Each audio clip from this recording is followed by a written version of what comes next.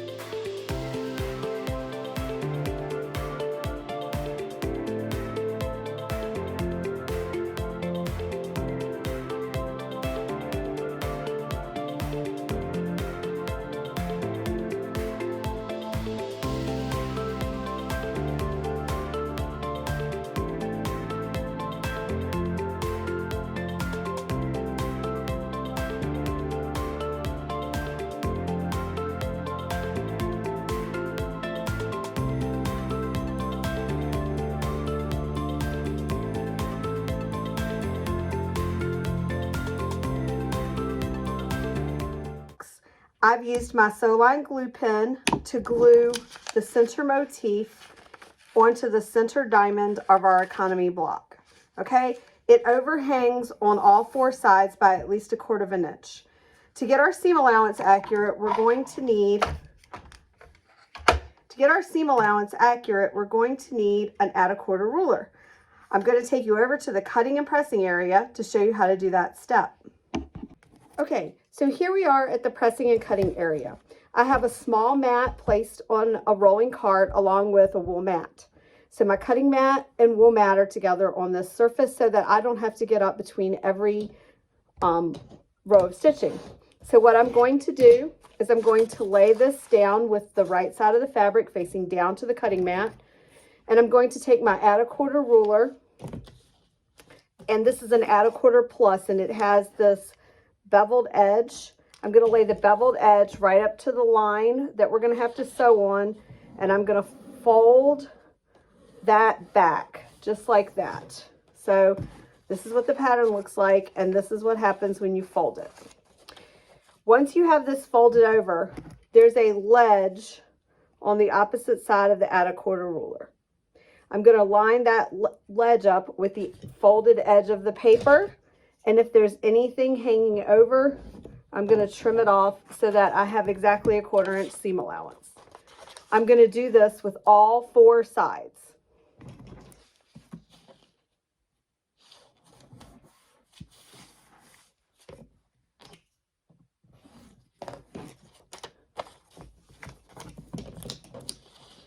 Beveled edge,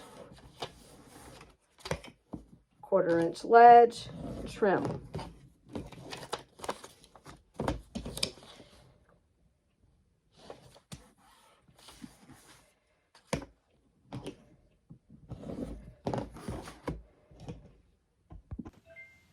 everybody. So I wanted to talk to you a little bit about the pattern layout. So this is our little diamond for the inside of the economy block, okay? And the way the pattern is set up, most of the time the center piece is number 1. Other people's patterns may not have the center as number 1, but the way you want to sew is you want to sew section 1 to section 2, and then section 1 to section 3 or section 2 to section 3, depending on which section touches the following section. So you're going to do it in numeric order. So we're going to do 1, 2, 3, and 4. On an economy block, it goes together fairly fast. You're only sewing 4 seams. I already trimmed my center motif to get those cute little house mushrooms. I already trimmed it so that it's ready to go, and I have my red grunge half square triangles to go in each corner. So we're going to sew now. Okay, so I'm changing out the presser foot on my sewing machine, and I'm using what's called an AccuFeed foot on my Janome. It's sort of like a walking foot, and I do most of my piecing and sewing with it on. I'm adding this open-toed foot to my AccuFeed foot. I'm adding this open-toed foot to my AccuFeed foot. I am sewing with a regular straight stitch, and I have made the stitch length very small. I have brought it down to 1.2. I'm going to lay the corner piece over my center piece with the right sides facing. So here's the right side of the grunge. Here's the right side. Here's the right side of my fabric. I'm going to lay it down just like this, centering that point in the center of the block. I'm then going to flip the block over. And then I'm going to back you up so you can see a little bit better. Here we go. There we go.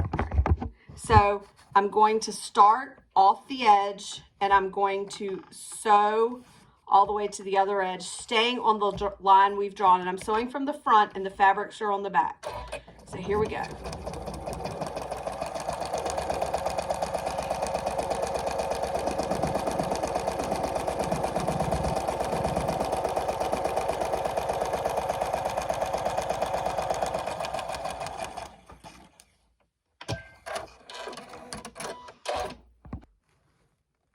Okay, I've now taken it off the sewing machine. It's got the sewing on the right side and the fabric on the back. All I'm going to do is I'm going to take, you can either take a hand press like this and press your seam if you don't have an iron near your sewing machine, or I have this small ironing station set up with a wool mat in my Aliso Mini, and I'm going to just sew and to press that. I'm going to press that sewn seam into place. So there's piece number 2 added to piece number 1. Okay, for the next step, I'm going to try to show you the sewing from the top so that you can see it.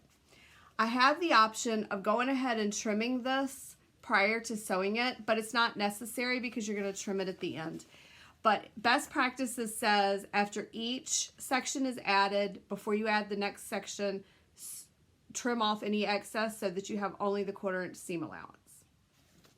Okay, piece number 2. It's going into place right here, just like this, and I'm gonna sew. Here we are with the paper switched to the right side up, and we're gonna sew.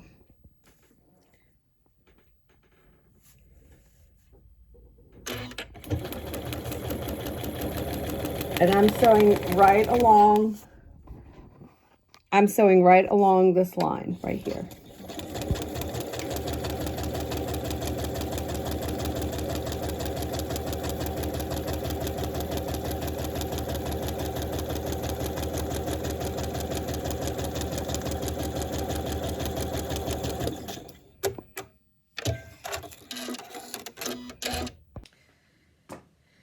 Okay, so sewing on an economy or a one sectioned block is pretty easy. I'm going to finish up these seams and then I'll talk to you about trimming. Okay, here I am at the light box. I'm adding just a little bit of that glue to each one of the corners to make sure these don't flip back while I'm trimming them, because after this work you do not want to have to remake the block. So I would like for you to take a look and see. I'm going to hold the camera up so you can see. We're going to look at it from the front side and make sure that all of the seams are covered. So let's take a look. Okay, so here we are. So we have all 5 pieces put in place, and there's 2 exterior lines, both of which are covered.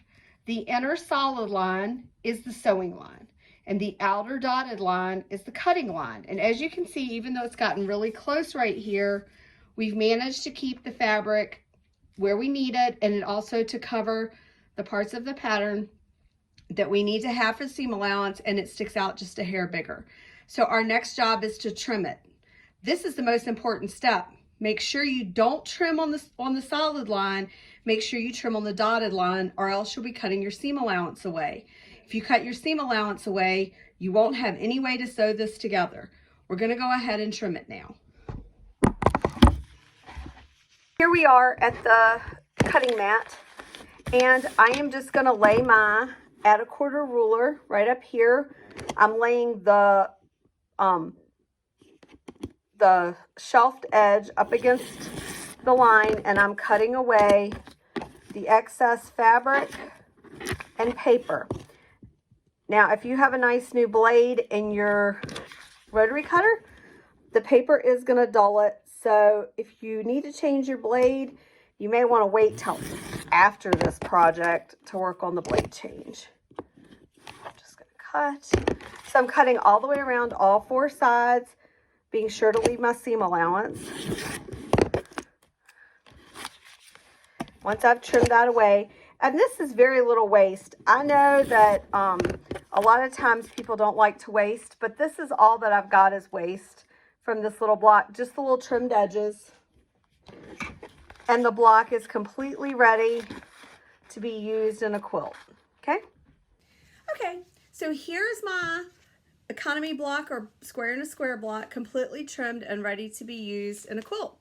So this is the paper on the back and the fabric on the front. It's all perfectly pressed and trimmed to the outside dotted line, leaving my 1/4 inch seam allowance. So if you have a single section block, this is how you'll put it together. We'll be back in just a minute to show you how to do it with multiple section blocks.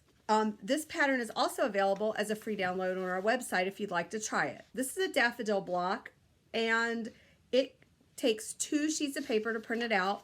Once again, notice that there's that 1 inch registration square on each page of the pattern. When you print these out on your newsprint using your printer at home, make sure that that registration square is exactly 1 inch. If it's not, it means that your printer is probably changing the size of the document, so you need to go in and make it actual size versus fit to page. If it is on actual size and it's still not printing exactly 1 inch square, measuring it with your ruler, you can go in and manipulate it to be like 101% or 99% until you can get that square exactly 1 inch.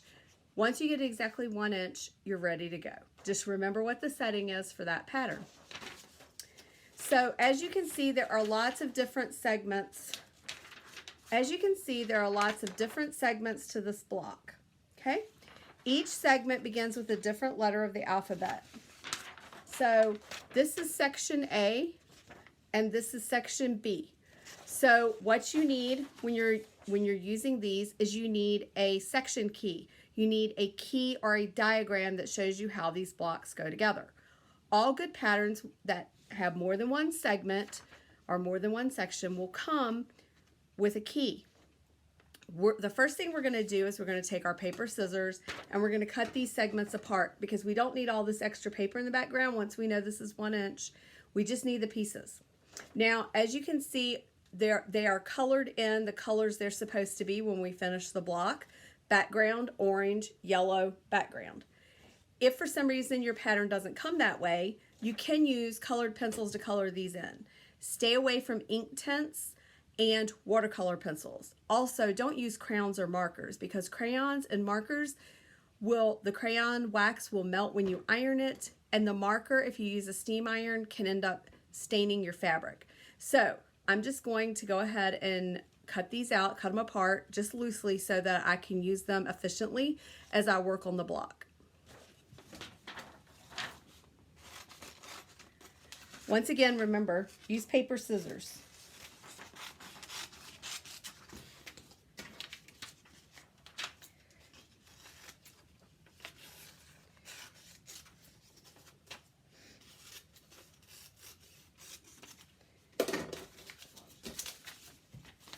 Okay, so with page 1's extra paper trimmed away, I have these 2 little pieces. I'm going to trim the other sheet as well, which is this one.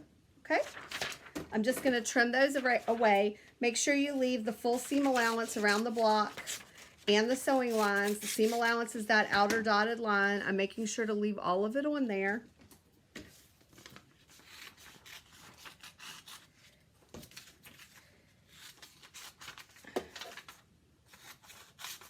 You just want it to be manageable. You don't want little funny things hanging off.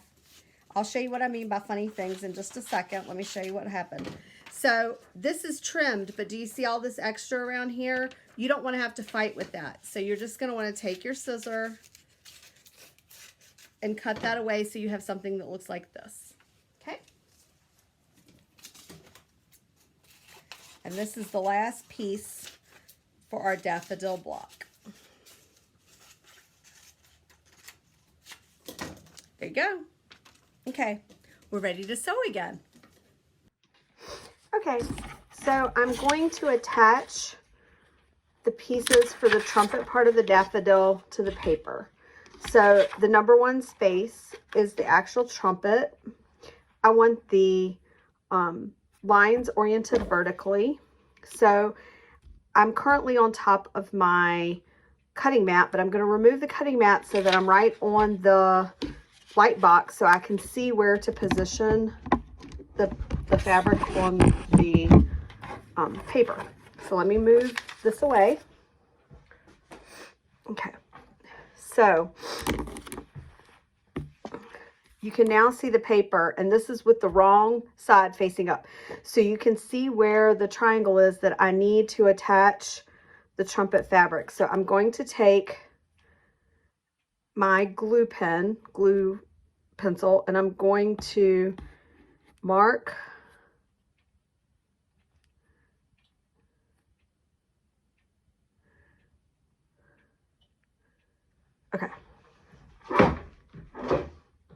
Okay, so I have this face up. Excuse me, I have the light box on. I have the paper face down. I'm going to use my little glue pen, and I'm going to put some glue down in the area that needs to hold the trumpet portion of the daffodil. So I've now glued the fabric to the paper. I'm going to go ahead and trim this so that I can add parts 1, 2, and 3, or 2, 3, and 4 to the trumpet section. So I'm going to take this over and cut it down. Okay, so here I am on the cutting surface, and I am going to fold with the paper, printed side of the paper up around the edge of my add a quarter ruler, just like this, so that it looks like this. And I'm going to take and trim that off, just like that. And that's going to take that little piece of fabric away for me. And this little piece of fabric is what needs to be sewn to it. Okay, so I'm going to turn it over to the fabric side, just like this. And I'm going to lay the fabric with the right sides together, which is kind of hard to see on a white on white piece of fabric. There we go. I'm going to lay it just like that, and I'm going to sew it.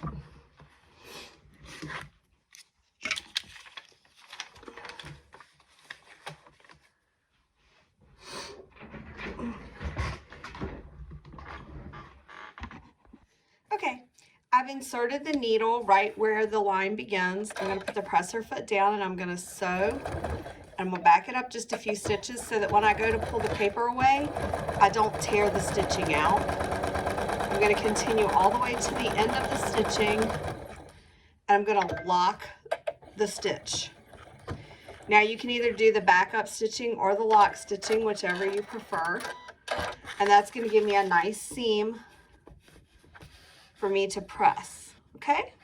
Once again, you can use this little hand iron presser, or you can use an actual small iron. Okay, I'm back at the cutting again, and this time I need to put this piece on. So I'm going to lay the pattern with the fabric on the bottom and the lines facing up again. And I'm going to take my add-a-quarter ruler and I'm going to lay it along the line. Let me see if I can show you. I'm going to lay it along the line that I need to fold. And I'm going to fold it on that line and press it with my finger, just like that. And then I'm going to take the add-a-quarter ruler and line the little ledge up right over the edge of the paper so that I have a 1/4 inch seam allowance. And I'm going to cut. Pull that away. Okay. I'm going to turn it to this side, which is the right side of the fabric, the back side of the paper. And I'm going to lay this piece that is my next piece just like this. Just like this. And I'm going to sew from the front.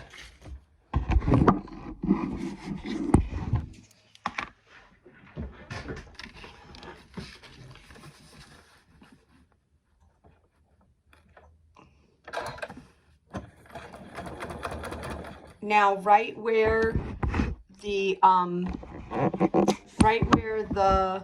line meets the edge of the square, I'm going to do a lock stitch again, just to make sure it doesn't pull loose when I am removing the paper.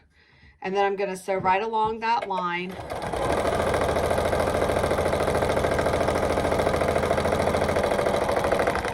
I'm going to sew right out into the seam allowance. I'm going to back it up just a little bit so that when I pull it out, I don't have a mess. Cut the seam. And now that piece is in place as well. I'm going to fold it back and give it a little finger press. So here we are. And we're going to move on to the next piece.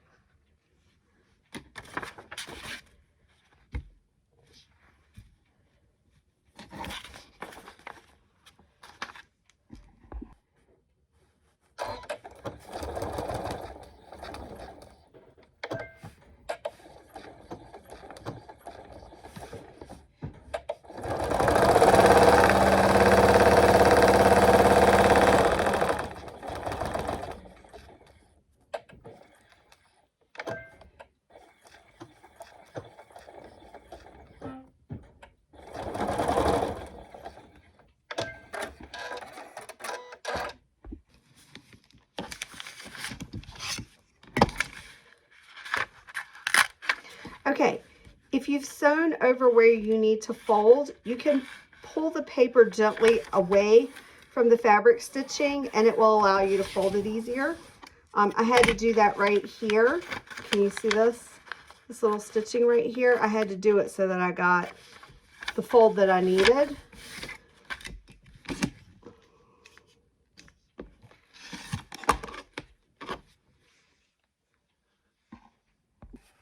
Okay, so when you're sewing, remember that you're sewing with the right sides of the fabric together on the back side of the paper. I'm locking at the edge of the block just to help reinforce it so that when I pull the paper away, that I don't lose any of the stitching. The use of that Invisifil 100-weight thread will help you with this as well as the newsprint. The newsprint's going to make it easier to remove, and the Invisifil is going to give you some added strength so that you can tear out the paper without causing too much damage to the block. Okay, here we go. Last seam on section A of the daffodil block. We're going to stop at that intersection and we're going to lock the stitch. And then I'm going to sew on through to the other side of the block.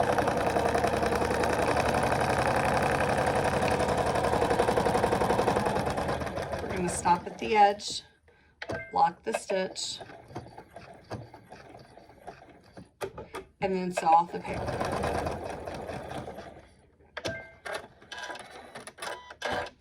Okay, all we have left to do now is trim down this section of the block. Okay, section A of our daffodil block is ready to be trimmed down. We're going to trim from the paper side. So there's two lines. The solid line, that's your sewing line. This dotted outside line, that is your cutting line. That's what allows you to have a seam allowance. So I'm going to trim this block down to this dotted line. Don't mistakenly cut to the solid line, or all this work will have been for nothing. I'm going to trim the block down.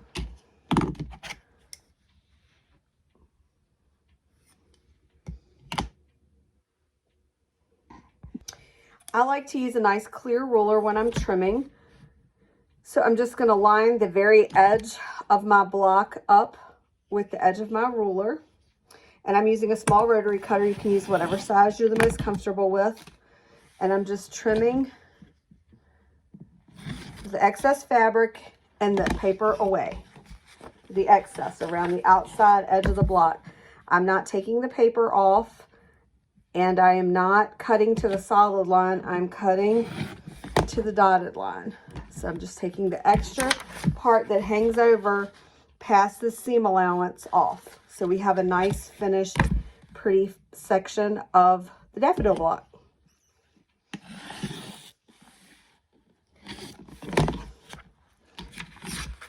And we're to the last side to trim. Last piece of paper trimmed. Okay, so this is our section of the daffodil block that has the trumpet.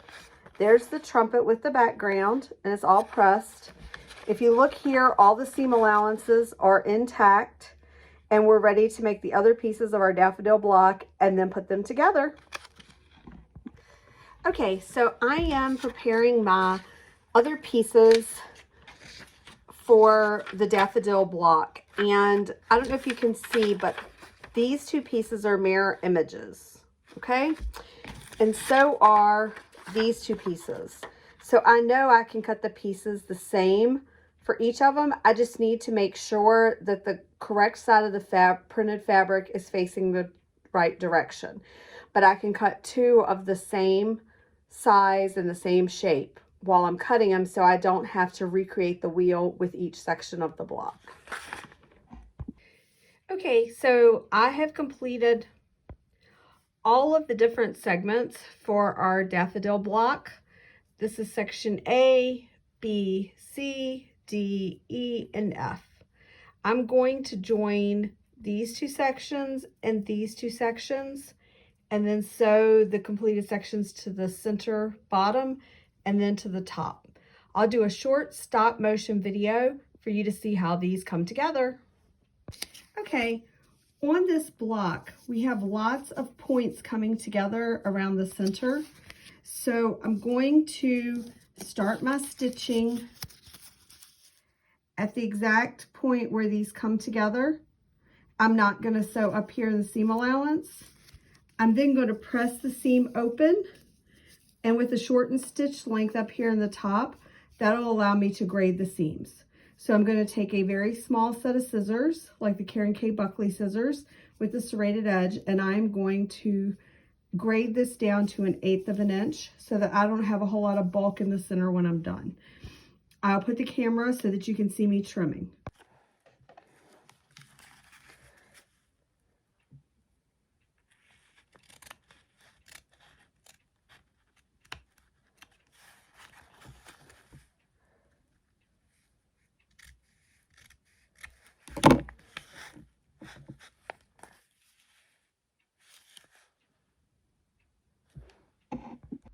Okay, you can see here where there's an overlay between the seams where the pieces come together. In order to get this to lay flat and sew nicely, I'm going to remove a little bit of this paper up here, and I'm going to grade the seams again, but I'm going to remove some of the paper. That's going to help it lay even more flat. So when you have more than two seams coming together at any one point, removing the paper, grading the seams and stopping at the sewing line on all of the seams is going to help you. Make sure you lock your stitches where the seam line ends. Okay, here you can see how much flatter this appears even before I grade the seams, but I'm going to go ahead and grade the seams so you can see this get even flatter and be even a better fit for the block. Okay, so here is the seams graded and the paper removed, so it's going to give you a nice flat finish. And I'm going to add the next pieces. Okay, so here's the bottom half of the daffodil with all of the seams graded, the paper removed. I'm going to remove this last little piece of paper here. You can see me removing it. Okay. That's going to make it lay nice and flat. Okay. And I know that's a little misshapen because I pressed it, but if you look on the right side, there's a juncture right here at 1/4 of an inch that's going to make putting this flower together a whole lot easier. So stay tuned for the finished block. Okay, I'm going to match up the center of the top half and the center of the bottom half to complete this block. So I'm going to show you the most effective way to do that. So the first thing you need is a nice sharp needle, and you're going to insert it right here at the tip of the trumpet part of the daffodil. When it comes through on the other side, it should come out right at the point of the trumpet, as you can see. I'm then going to insert it right where all of these layers come together. I don't know if you can see that, but it's right there. Okay, so I'm going to insert that there, just like this. Okay. Now I'm going to push the pin all the way down to the head, just like that. Now with foundation paper piecing, pins tend to shift and move quite a bit when there's lots of paper and lots of seams. So I'm going to use some of the binding clips to hold this in place on either side of that inserted pin.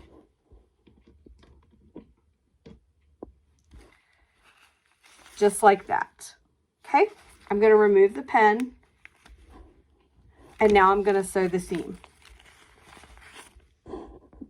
Okay, so here's what the block looks like with all of those seams coming together. It doesn't look so pretty from the back, but on the front, look how nice and perfect that looks if you drop that pin all the way to the head and use the binding clips on either side. So this is the finished block, ready to go. All that would be left is to applique the circles at the end of the trumpet to make it look like a traditional daffodil.